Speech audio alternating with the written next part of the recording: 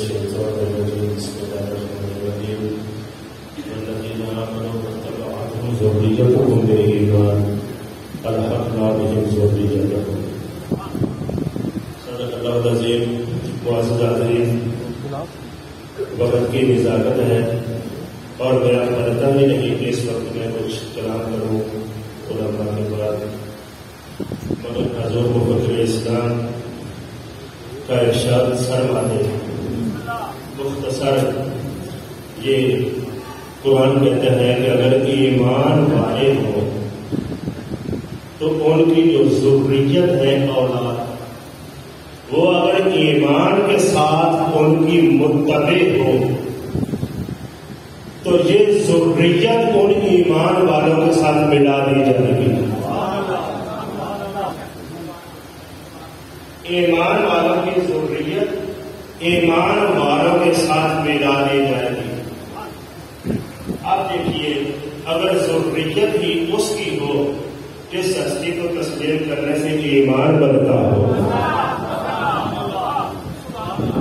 تو پھر کیا سمجھتے ہیں آپ؟ پیر سید صادق حسین شاہ صاحب نبر اللہ مرکزہ کو اگر سمجھنا ہے تو یہی آپ نے دل و دماغ سے پوچھ لو، وہ ذریت کس کی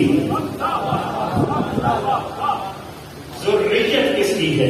یہ بات سمجھ آ گئی تو ان کا مقام بھی سمجھ آ جائے گا. تو حضرات، یہ دور جاتا ہوا، یہ بطور پیغام بھی سمجھو، ناسبیوں اور خارجیوں کا بدبودار دور ہے اور افکار کو اس قدر بدبودار کر رہے ہیں، لیکن گھبرانا نہیں، سینہ سپر ہونا ہے جس طرح کربلا نے امام حسین نے دکھایا ہے. سمجھنا ہے ایک دور، اور یہ آج کی کوئی نئی بات بھی نہیں، یہ کرنے اول میں ہی شروع ہو گیا تھا. یہ مسئلہ بطور تحریک کے بھی چلایا گیا کہ حسنین کریمین کو ذریت رسول نہ سمجھا. یہ بطور تحریک آج اگر کوئی تحریک چل جاتی ہے یا کہیں سے ایسی چیزوں کو گھبرانے کی بات نہیں ہے. یہ ابتدا سمجھو محنت کرنی ہے، ضروریت نہیں ہے. اور اس کی ایک مثال، مجھے ٹائم کا بڑا لحاظ ہے، انشاءاللہ میں سمجھتے جائیے. ایک بندے کو اس جرم میں پکڑ کر حجاج کے دربار میں لایا گیا کہ اس کے ذمہ جرم یہ ہے کہ یہ حسنین کریمین کو ذریت رسول. اس نے پوچھا دربار میں، وہ کہنے لگا ہاں میں سمجھتا ہوں ذریت رسول، اور یہ باقاعدہ تمہاری کتب حوالہ چاہیے میں موجود ہے. اور ہاں کہتے ہیں تو اس نے کہا میں کہتا ہوں کہ حسنین ذریت رسول ہے. اس نے کہا میں تجھے آج کے موقع دے رہا ہوں، حسنین کا ذریت رسول ہونا قرآن سے ثابت کر دو، ورنہ میں تمہاری گردن اڑا دوں. پہلے وہ بات کر چکا، ذریت تو باپ سے ثابت ہوتی ہے، والدہ سے ثابت نہیں ہوتی. ذریت علی کہو، ذریت ابو طالب کہہ دو، ذریت رسول کیوں کہتے ہو؟ یہ انہوں نے باقاعدہ تحریک چلائی ہوئی تھی. اس بندے نے کہا جو بھی تو کہہ دے، میں حسنین کو ذریت رسول مانتا ہوں.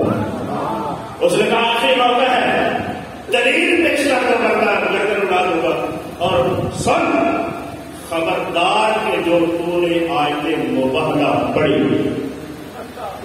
دیکھیے آپ دور کی ترجیح دیتے اس وقت کی، خبردار کہ تو نے آیت مباہلہ پڑھی، وہ نہیں پڑھنی. اس کے علاوہ دلیل پیش کر.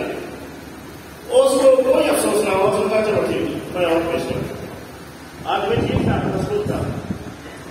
اس نے شروع کیا پڑھنا بابے ومن ذریته داؤد وسليمان وأيوب ويوسف وموسى وهارون وكذلك نجزي المحسنين وزكريا ويحيى وعيسى وإلياس كل من الصالحين. یہ جب آیت اس نے پڑھی تو حجاج کو کچھ سمجھ نہ آیا، خاموش ہو گئی. حجاج نے کہا میں نے تمہیں کیا ہے حسنین کے ذریت رسول ہونے پر دلیل پیش کر. اس نے کہا میں نے پیش تو کر دی ہے، اس کی سمجھ سے بالا تھی. وہ کہنے لگا مجھے نہیں سمجھ آیا. اس نے پھر پڑھی 3 بار جب واقعہ ہوا بڑی کہتے مجھے سمجھاؤ. اس نے پھر کہا کہ تم نے قرآن کو سمجھا نہیں تو میں ذریت ابراہیم کا